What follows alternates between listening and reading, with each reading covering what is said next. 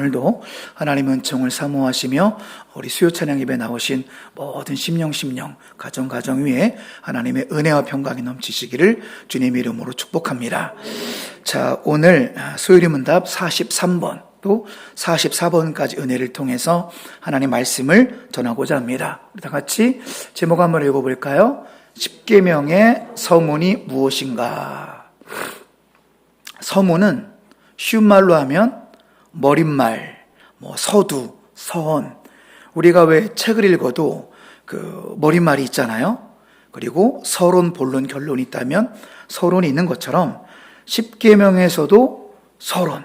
그것이 이제 우리가 지금 보고 있는 성경 출애굽기 20장 1절로 2절. 자, 이렇게 서문을 하고 3절부터 뭐가 나와요? 너는 나 외에는 다른 신들을 내게 두지 말라. 10계명의 1계명의 3절부터 시작되잖아요. 시작되기 전에 1절, 2절은 서문, 머릿말인데 그 머릿말이 중요하다라는 거지요. 다시 한번 답을 통해서 말씀을 확인합니다. 10계명의 서문은 이러한 말이니 곧 나는 너희 하나님이시니 너를 종되었던 애굽 땅에서 나오게 한 자로다 하신 것이다. 아멘. 자, 하나님이 누구라고 스스로 말씀하십니까? 나는 너희 하나님이다. 내가 바로 너희 하나님이다. 할렐루야. 그 하나님 어떤 일 하셨냐면 너를 종되었던 애굽 땅에서 나오게 한 자이다. 이 종이라는 표현은 원어로 보면은 노예. 애굽에 노예했던 이스라엘 백성들을 애굽 땅에서 이끌어내신 분. 스스로 나올 수 없었는데 하나님께서 이끌어내셨습니다. 우리도 죄악이 구렁텅이에서 죄인된 모습에서 스스로 나올 수 없었는데 하나님의 절대자의 손길이 나를 잡고 끌어올려 주셨습니다. 이것을 두 글자로 구원이라고 하는 거예요. 구원.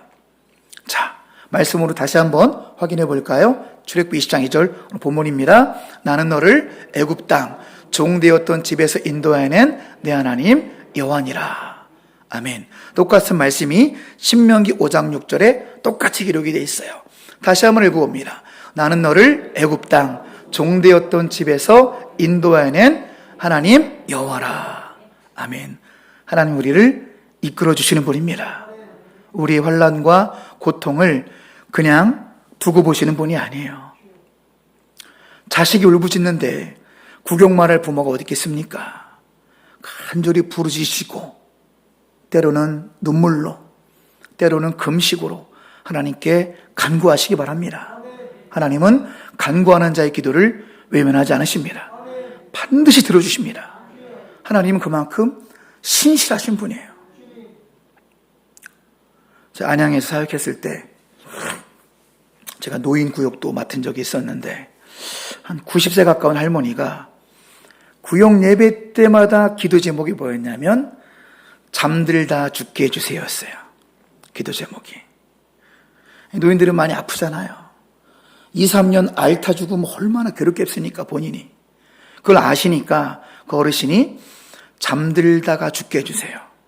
그게 매년마다 기도 제목이었어요. 하나님께서 어떻게 응답하셨냐면 그 할머니가 싱크대에서 설거지 하시다가 이렇게 돌아가셨어요. 얼마나 고생하지 않은 거잖아요. 본인 식사하시고. 자, 근데 효자들이 별로 없어요. 그 집 딸은 안양 평촌이 부자 말이거든요. 안양 평촌에 수십억 아파트 사는데 그 할머니는 그 길 건너 원룸에 살았어요. 원룸에 혼자 살았어요. 혼자 끓여들 수 있으니까. 어쨌든 보기는 별로 안 좋더라고요. 딸은 수십억 아파트, 자기 친정엄마는 원룸. 혼자 설거지 하시다가 그대로 돌아가셨어요. 누가 발견했냐면 그때 마침 TV를 주문해가지고 TV 기사가 이상해서 신고해서 이제 문 따고 들어가니까 싱크대에서 그렇게 돌아가셨더라고요. 그래서 제가 장례식장에 제일 먼저 가서 시신을 아직 절차가 남았는지 복도에 그냥 이렇게 누워 계시더라고요. 돌아가셨는데. 그래서 제가 좀 행정 처리해드리고 눈도 좀 감아드리고 했던 그런 기억이 있는데 이거는 작은 예지만 하나님은 신실하십니다. 우리 한마디 한마디 기도를 다 듣고 계시고 구체적으로 기도하시기 바랍니다. 구체적으로 응답하십니다. 계속해서 기도가 자다가 죽게 해달라니까 설거지 하시다가 편안하게 가셨어요. 돌아가신 표정도 참 밝고 환하시더라고요. 아무쪼록 하나님은 우리 모든 고통과 고난에서 이렇게 인도하신다는 거 이끌어내시는 분이에요. 그 인도하심을 사모하시기 바랍니다. 자, 그래서 오늘 출애굽기 20장 2절과 자, 신명기 5장 6절 하나님은 이것이 이제 계속해서 말씀이 어떻게 됐냐면 내 하나님 여호와라. 이제 반복된 거예요. 근데 뜻이 좀 다릅니다. 출애굽기 20장 신명기 5장에 인도하여 낸 내 하나님 여호와. 반복되죠? 하나님 여호와. 그리고 여기서 말한 하나님께서 이제 히브리어를 많이 사용하셨는데 자, 하나님을 그 히브리어 구약 성경은 히브리어인데 하나님이 엘로힘이라 기록되어 있습니다. 여기서 우리말로 하나님, 원래 말로는 엘로힘. 자, 엘로힘의 뜻은 뭐냐면은 전능자라는 뜻입니다. 전능자 하나님, 전능하신 분. 이게 하나님의 뜻입니다. 믿습니까? 우리가 하나님 한 것은 이제 한글이 뭐 하늘님이 됐다가 뭐 하나밖에 없는 분 됐다가 조금 애매하게 됐는데 히브리 원어는 전능하신 분이에요. 전능하신 신, 할렐루야. 전능하신 분, 능치 못함이 없으신 분입니다. 우리가 믿는 하나님이에요. 또 여호와는 히브리어로 따라해 보세요. 예호바. 예호바. 이걸 이제 우리말로 여호와라고 쓴 건데 예호바는 뭐냐면은 자존자. 영어로 I am who I am.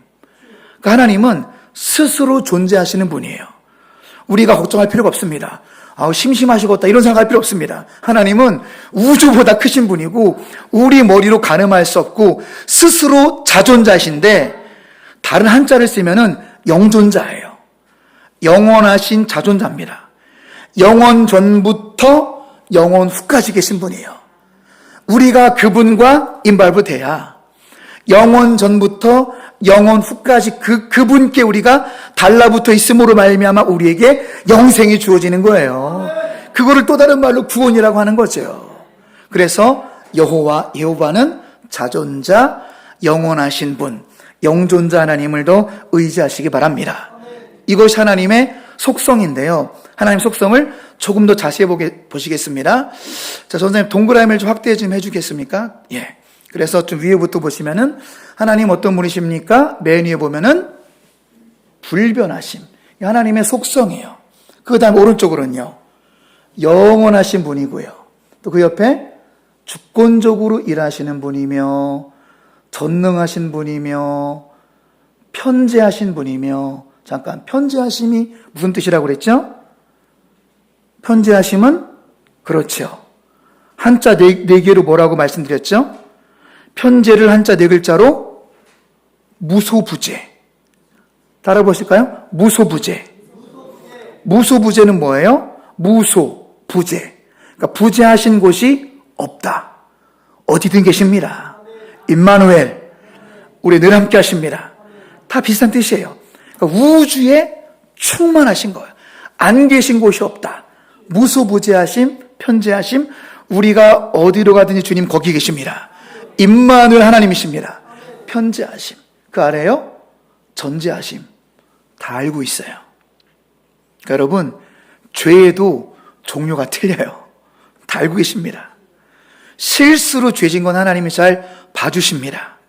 근데 이것이 악한 것이면서 알면서 하는 거는 하나님이 채찍을 댈 수도 있어요. 그러니까 우리의 모든 것을 다 알고 계십니다.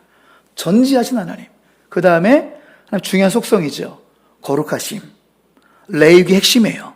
내가 거룩하니 너희도 거룩해라. 하나님의 성령은 거룩이에요.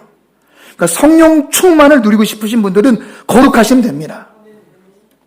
내 내면이 거룩하지 않고 내 내면은 악함에 가깝고 다른 사람도 모함도 하고 내 내면은 죄도 짓고 내 안이 착하지 않아요. 사악합니다. 그러면서 성령 충만 주시옵소서 100번 기도해도 응답되지 않습니다. 하지만 단 한 번의 기도라도 내면이 거룩한 자에게 주의 성령이 충만히 임할 줄로 믿습니다. 하나님은 하나님의 속성 자체가 거룩이에요, 거룩. 그러니까 하나님은 정결한 자 위에 충만히 임한다는 사실이죠. 더욱더 거룩하시기 바랍니다. 그 다음에 하나님은 공의로우신 분이에요. 공의. 하나님의 공의의 뜻은 뭐냐? 하나님은 죄를 넘어갈 수 없다.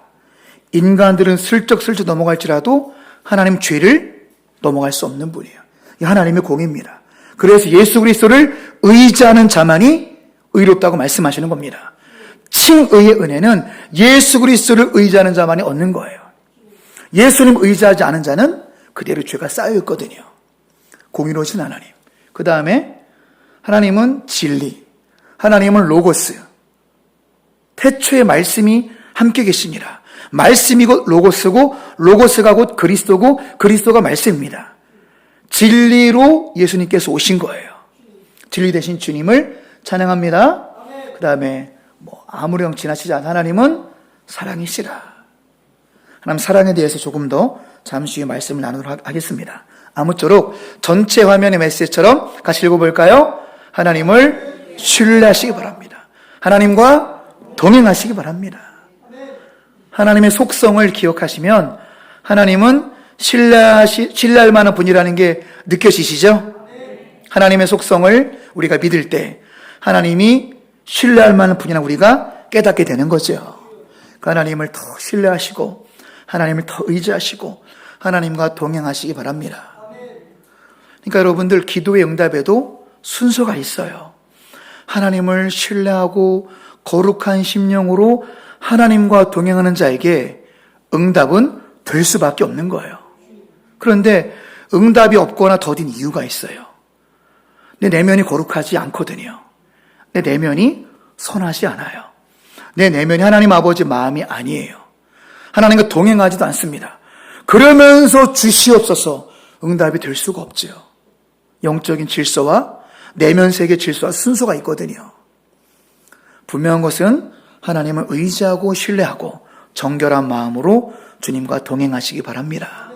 반드시 하나님 때에 여러분 잡힐 정도로 눈에 보일 정도로 응답하실 것입니다. 우리 하나님은 응답하시는 분이거든요. 마태복음 7장 7절에 구하라 찾으라 문을 두드리라 해서는요 기도 응답을 6번 반복하십니다. 한 번도 아니고 내가 네 아버지거든. 악한 자라도 자식에게 좋은 거를 주는데 나는 너희들의 아버지거든. 반드시 너의 기도에 응답한다라고 6번 강조하고 있어요. 마태복음 7장에 하나님 우리의 기도에 응답하시는 분입니다. 따라서 우리의 삶이 하나님 제일주의로 살아가시기 바랍니다. 우리 큰 글자 영어로만 읽어볼까요? Put God first. put은 놓다 두다예요. 놓다 두다. God은 하나님이고요. first는 첫째로. 어렵지 않죠? Put God first. 하나님을 제1순위로 좀 모시고 살라는 거예요. 내가 아니라, 물질이 아니라, 다른 사람이 아니라, 우리 가족이 아니라, 우리 자녀가 아니라 하나님을 제1주의, 하나님을 1순위로 두고 살면 어떤 일이 일어나는지 조그만 꼬불랑말 써져 있는데 제가 조금 해석해 드릴게요. And everything else. 그렇게 하면 다른 모든 것들이 will fall into. 이제 그쪽으로 이렇게 이제 제자리를 찾는다는 거예요. will fall into. 그쪽으로 이제 떨어져 들어간다. 근데 proper place. proper는 적합한 place. 그러니까 내 인생의 모든 것이 제자리를 찾는다는 거예요. 할렐루야. 하나님이 도통정리하신답니다. proper place. 인생의 모든 문제들을 하나님이 하나 둘 이렇게 정리하신다는 거예요.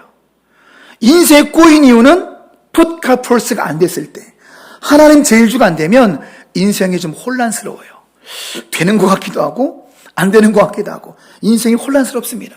하지만 분명하셔야 돼요. 하나님 제일주의. 할렐루야. 하나님 1순위. 그럼 모든 것이 proper, 가장 적합한 자리로 주님이 되돌리십니다. 되돌려 놓으세요. 이게 회복 아니겠습니까? 그래 우리가 할 일은 무엇이에요? 하나님 제일주의, 하나님 1순위로 살아가실 때 모든 것이 제자리를 찾을 줄로 믿습니다. 이것을 오늘 이제 소리문답 43번에서도 이제 인도라는 말이 나오잖아요. 인도한다. 종되었던 집에서 인도해냈다. 이 인도에 대해서, 인도하심에 대해서 시편과 같이 보면은, 자, 우리 시편 23편 3절 한번 같이 읽어볼까요? 내 영혼을 소생시키시고 자기 이름을 위하여 의의 길로 인도하신도다. 아멘. 뒤 화면이 큼직해져가지고 이제 보여요. 얼마나 속 시원한지 모르겠습니다. 할렐루야. 감사드립니다. 자, 말씀의 뜻은 내 영혼을 소생시키는 분이 우리 하나님인데, 소생은 히브리어로 슈브라고 그래요. 따라해 보실까요? 슈브. 슈브가 뭐냐면 되돌아가다예요. 내 실수한 거, 넘어진 거, 가정에서 무너진 거, 영성이 무너진 거, 믿음이 무너진 거, 자이든 타이든 내 무너진 모든 것이 되돌아가게 하십니다. 이 하나님의 인도하심이에요.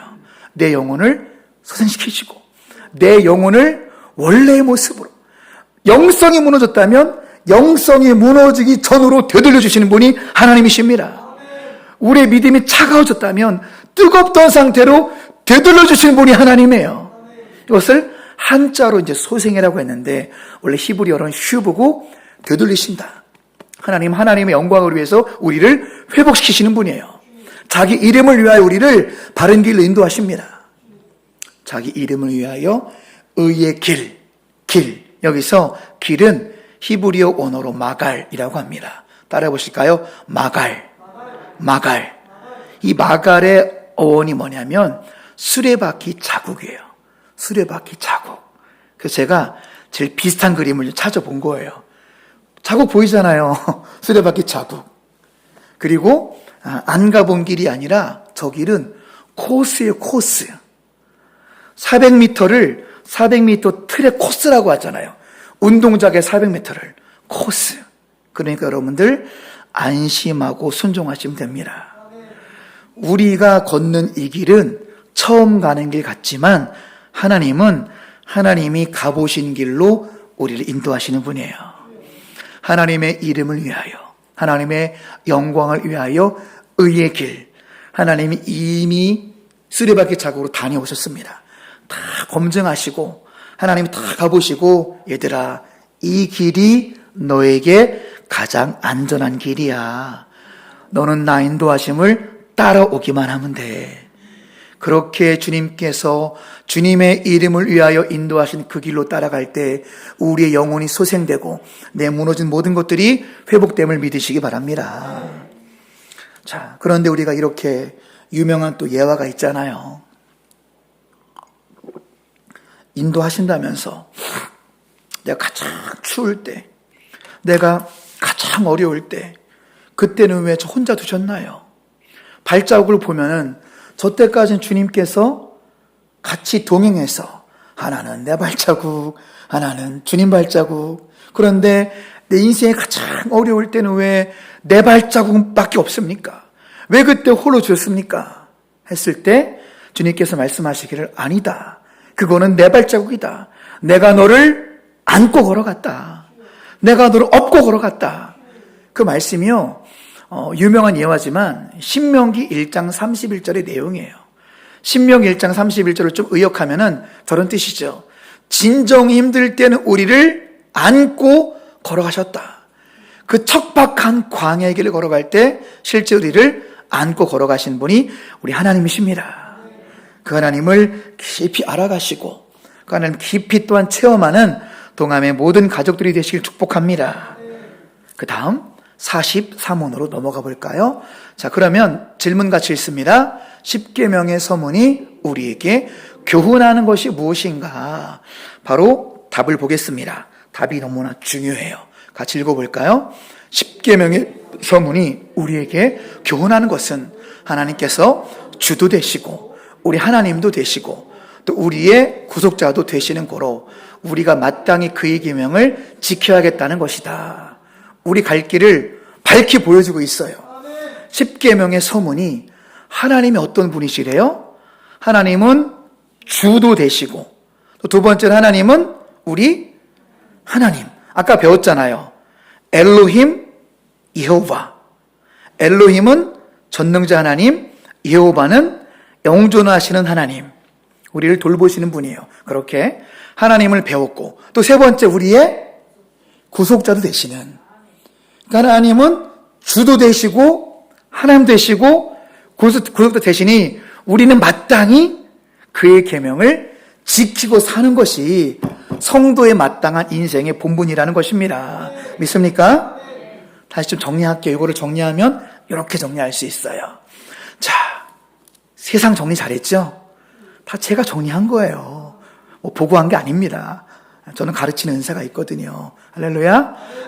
정리하면 하나님은 주를 영어로 하면 the Lord. Lord는 주인이에요, 주인. 하나님 우리 인생의 주인 되십니다. 나를 만드셨잖아요. 토기장에서 우리는 질그릇에 불과하잖아요. 그러니까 하나님은 나의 영원한 주인이신 거예요, 주인. 두 번째 하나님은 our God. 아까 말씀드린 것처럼 하나님은 전능하심으로 영존하심으로 우리를 돌보시는 분이에요. 전능자 하나님, 여호와, 영존하심 우리를 돌보시는 하나님. 믿습니까? 세 번째는 구속자예요. 자, 영어 한번 따라해 보세요. Redeemer. 그래서 미국 사람들이 이 말을 엄청 많이 써요. 엄청 많이 강조합니다. 구원자, 구속자, Redeemer. 우리가 조금 이제 말씀 끝나고 찬송가 298장 부를 건데요. 298장의 영어 원래 원작자 우리가 번역한 거잖아요. 원래 영어 시 제목은 My Redeemer예요. My Redeemer. 나의 구속자. 잘 설명해 드릴게요. 근데 우리는 구속자 하면은 어감이 조금 불편해요. 왜냐하면 그 사람 돈 띄워먹고 구속됐디야.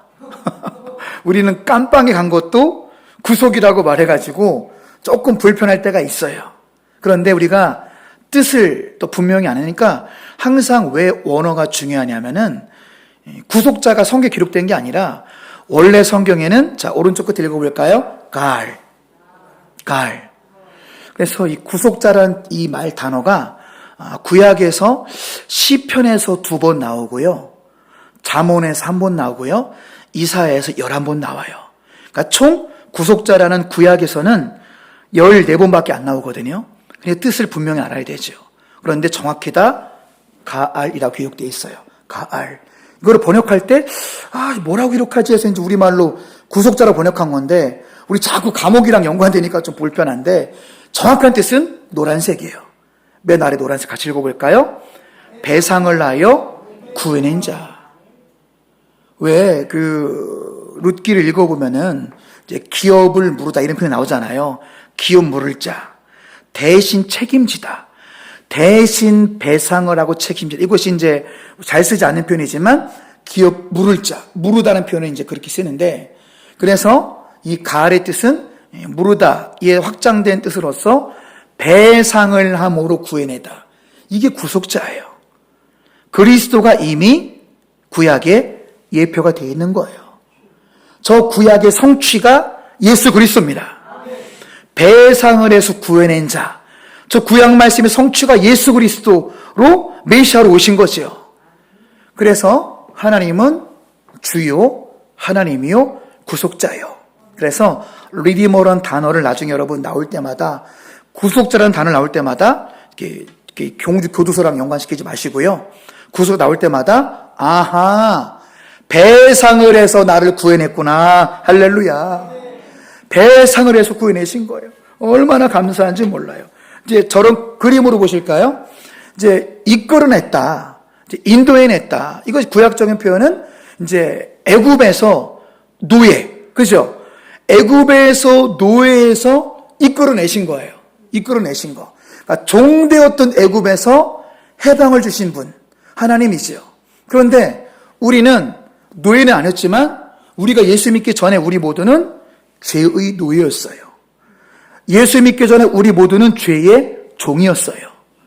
종되었던 죄. 우리가 죄의 종이었었는데 그러니까 그냥은 하나님은 공의 하나님이기 때문에 죄의 종로로 됐던 우리 하나님은 공의 하나님이기 때문에 값을 지불해야만 된다라는 거죠. 그래서 예수님께서 배상을 하셔서 우리를 구속하신 겁니다. 배상을 하셔서 우리를 구해내신 거예요. 십자가의 공의, 하나님의 공의를 십자가에서 완성하신 겁니다. 테텔스타이. 다 이루었다. 내가 다 이루었다. 믿기만 하여라. 다 이루었다. 그래서 우리가 자유하고 칭의, 의인이 되었다는 사실입니다. 그래서 구속자의 의미까지 잘 기억하시기를 바라고요. 다시 구약의 관점으로 돌아가면, 자, 오늘 우리가 지금 제목이 뭘 배우고 있는 거냐면, 사실 지금 십계명의 서문을 배우고 있는 거거든요. 십계명의 서문, 이 순서가 우리가 중요합니다. 잘 보세요. 출애굽을 먼저 합니다. 그 다음에 십계명을 주신 거예요. 어떤 의미가 있을까요? 먼저 노예와 이 노예 상태에서 죄도 짓고 하나님도 찾고 엉망진창했어요. 엉망진창했던 사람들을 구원하십니다. 구원을 먼저 해주신 거예요. 그 다음에 십계명 주셨습니다. 자, 어떤 의미가 있냐면 이런 의미가 있는 거예요. 같이 읽어볼까요? 십계명은 구원의 조건이 아니라 구원의 결과이다. 이해되시죠? 하나님이 저렇게 좋으신 분이에요. 너 그냥 십계명 안 지키면 지옥 보낼게요. 구원 못 받는겨? 그게 아니라 먼저 그냥 구원해 주셨습니다. 하나님의 은혜로 말미암아 우리를 구원하셨어요. 할렐루야. 우리 한 건 아무것도 없어요.